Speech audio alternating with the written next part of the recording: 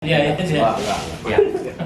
Bukan dalam arti nggak banyak itu, silakan emosi, saya kasih kesempatan berbicara.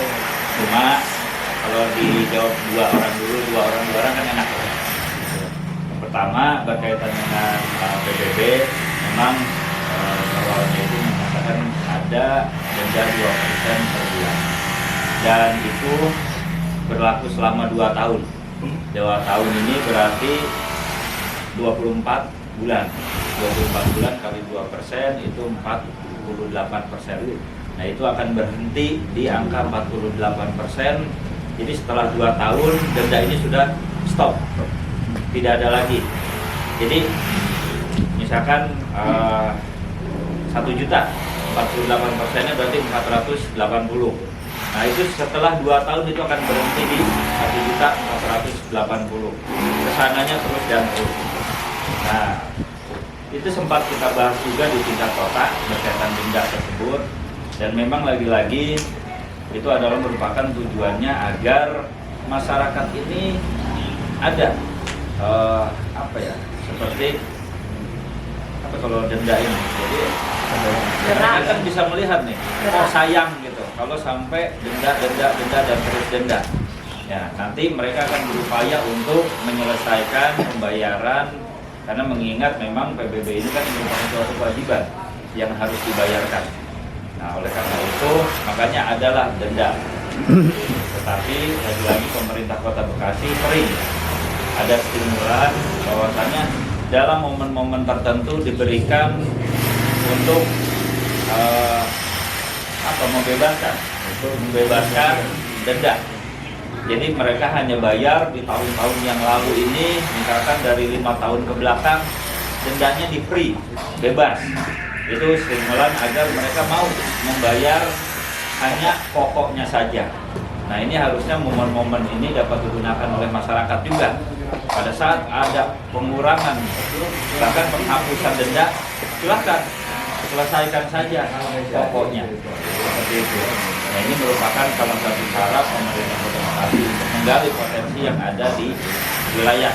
Tapi ini tetap menjadi catatan kalau memang ini seperti usulan tadi ya, usulan riba dan lain sebagainya, ya pastinya ini akan menjadi catatan juga dan laporan ke atas. Tetapi tujuannya memang untuk memotivasi masyarakat itu agar mau bayar. Karena banyak juga orang yang membiarkan, ada 10 tahun, ada 20 tahun, 15 tahun mereka nggak bayar. Ya enak-enak aja kalau tidak ada denda dan lain sebagainya. Mungkin itu tujuannya. Nah, berkaitan dengan Ketua RW 5, memang lagi-lagi ini menjadi PR kita, PR kami dari pemerintah. Awalnya ini bahkan saya sudah bertemu dengan Pak Haji Pras. Bahkan kita ketemu di rumah makan, kita ngobrol bareng dan sebagainya. Bahwasannya memang walaupun dalam hatinya pasti kekecewaan pasti ada.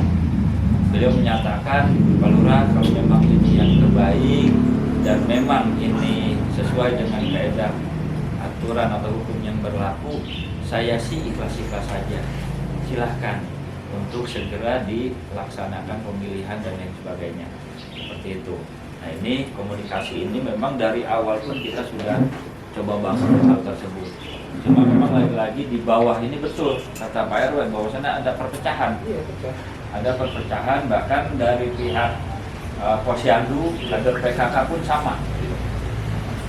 Mereka sudah sedikit kurang aktif. Tapi dengan ditegur oleh Bu Lurah, gini mereka hadir. Tapi kalau nggak ditegur enggak. Seperti itu. Nah, ini bahkan kemarin kita sudah tentukan, kecamatan sudah tentukan PJ-nya itu kan Pak Subur. Gitu. Pak Subur dijadikan PJ di RW 5. Nah, memang berdasarkan Perwal 27 2021 di sana menyatakan PJ itu dari pejabat kecamatan. Betul. Tetapi yang harus dikupas adalah pejabat kecamatan itu adalah mulai dari camat, sekcam, kepala seksi di kecamatan, lurah, kasih kelurahan, sekel itu adalah pejabat kecamatan. Karena OPD kita ini adalah OPD kecamatan. Kelurahan ini bukan OPD, tapi hanya unit kerja. Jadi kami ini adalah merupakan pejabat kecamatan, karena di bawah naungan OPD kecamatan. Sebetulnya Pak Subur itu tidak salah jika dijadikan PJ.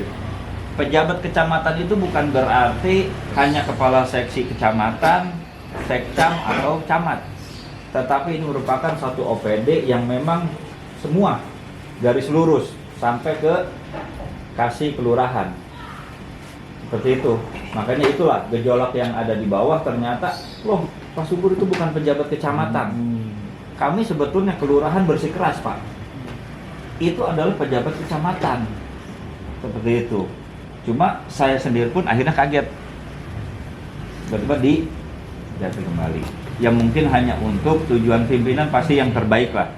Ingin menetralisir keluhan yang ada di masyarakat. Ya sudah, kita dorong Pak Yasin atau MP ini menjadi PJ. Pak Subur dibatalkan atau diganti dan akhirnya Pak Yasin menjadi PJ. Nah kemarin saya pun sudah dipanggil oleh pimpinan bahwasannya Pak Yasin sekarang ditugaskan untuk segera turun ke wilayah RW 05 karena sekarang PJ-nya Pak Yasin. Silakan Pak Yasin turun, komunikasi dengan Pak Haji Pras, komunikasi dengan lawan kemarin pemilihan, komunikasi juga dengan para tokoh masyarakat, tokoh pemudanya.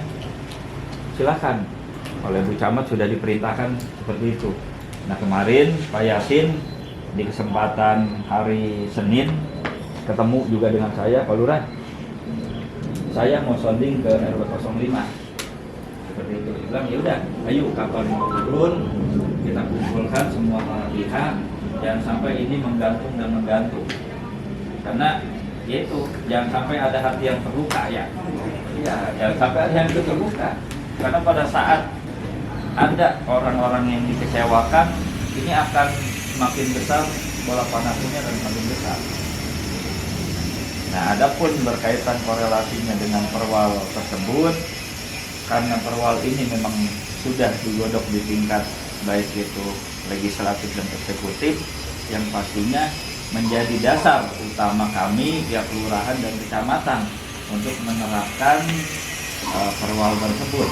Tetapi inilah gunanya kita sebagai ada di sini forum RW, nanti komunikasi juga dengan dewan dan stakeholder yang ada jika ingin membahas ini.